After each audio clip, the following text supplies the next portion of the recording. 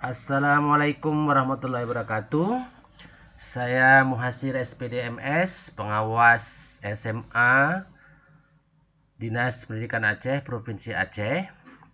Setelah kurang lebih 22 tahun menjadi guru, akhirnya pada tanggal 4 Juli tahun 2022 saya diangkat menjadi pengawas sekolah dan bertugas di Kabupaten Aceh Timur.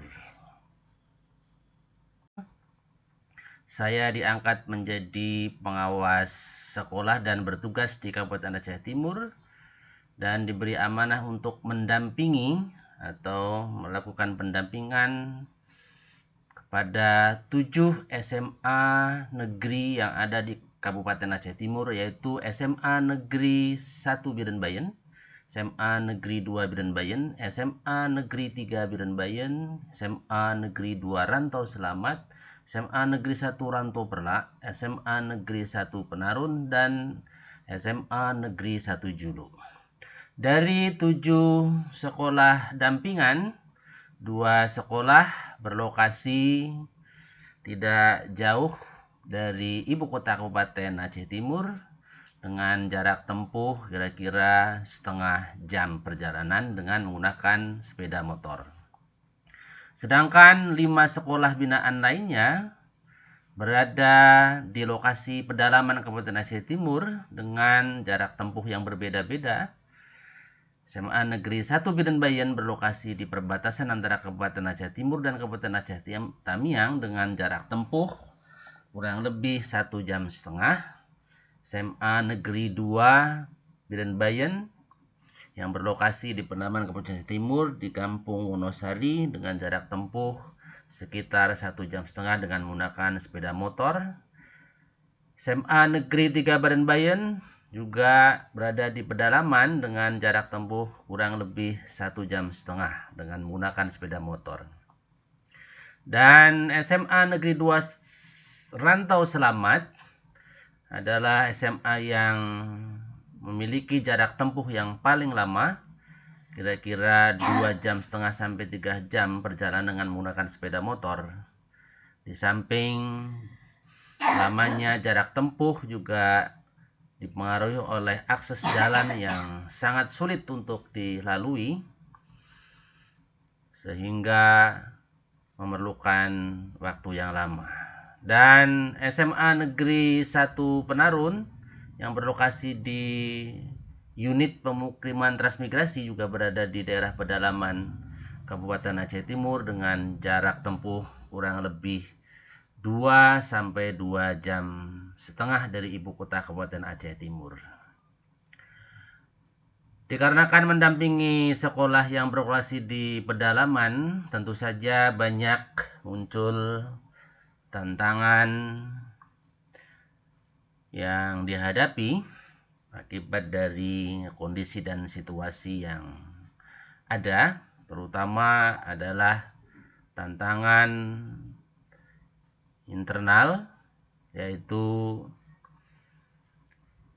kompetensi guru yang tidak terupgrade karena sudah merasa puas, jadi tidak ada motivasi untuk belajar meningkatkan kapasitas cenderung menurun karena sudah merasa memadai pengetahuannya karena bertugas di daerah pedalaman.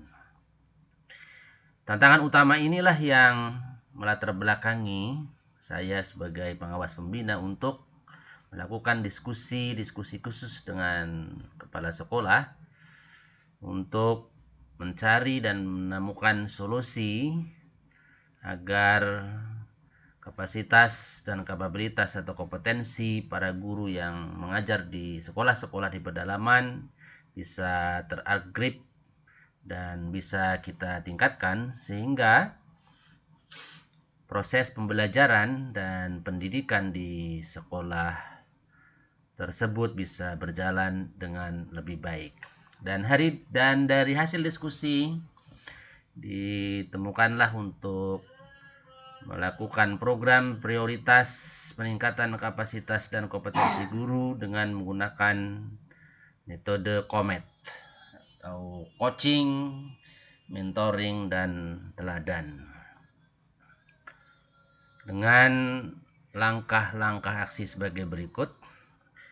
Yang pertama, kita bersama-sama untuk menentukan menyusun program satuan pendidikan atau program sekolah masing-masing dengan berbasis analisis rapor pendidikan dan berbasis kondisi real yang ada di satuan pendidikan masing-masing, sehingga tersusunnya sebuah program prioritas, yaitu peningkatan kapasitas guru dalam pembelajaran. Yang setelah kita buat program dan akhirnya bersama-sama kita laksanakan dan implementasikan di sekolah, sehingga pelaksanaan coaching mentoring dalam rangka untuk peningkatan kapasitas guru dalam pembelajaran dilaksanakan secara berkesinambungan dan waktu yang fleksibel disesuaikan dengan jadwal pendampingan dari pengawas sekolah. Akhirnya, dengan pendampingan yang berkesinambungan dalam program prioritas peningkatan kapasitas guru dalam pembelajaran, akhirnya guru-guru memiliki kemampuan yang lebih bagus, terutama kemampuan dalam konteks untuk mengimplementasikan setiap kebijakan dari pemerintah, terutama kebijakan dalam pendidikan yang berkaitan dengan kurikulum, seperti kurikulum merdeka dengan pendekatan pembelajaran berdiferensiasi. Kemudian yang terbaru adalah kebijakan implementasi dari pembelajaran mendalam atau deep learning yang bersama-sama kita diskusikan dengan metode coaching dan mentoring, yang pada akhirnya dengan peningkatan pengetahuan, keterampilan sekaligus kompetensi guru dalam pembelajaran, terutama dalam mengimplementasikan pendekatan pembelajaran, kita bersama-sama bisa meningkatkan kualitas pendidikan yang pada akhirnya kita memiliki andil dalam program pemerintah untuk meningkatkan dan mewujudkan pendidikan bermutu untuk semuanya. Dan terakhir, setelah pelaksanaan kegiatan coaching dan mentoring dengan fokus pada peningkatan kapasitas guru, terakhir dilaksanakan refleksi untuk mendiskusikan, melihat, dan menganalisis program yang sudah kita jalankan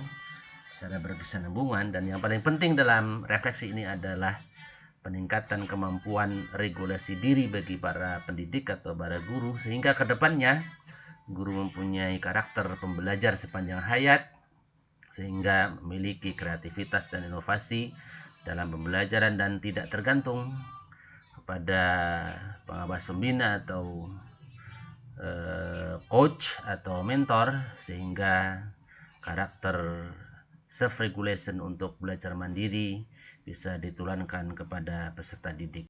Demikian karya dedikatif yang bisa saya sampaikan. Semoga bermanfaat dan bisa menjadi inspirasi bagi rekan-rekan semua dan kepada kita semuanya yang peduli dengan pendidikan yang bermutu untuk semuanya.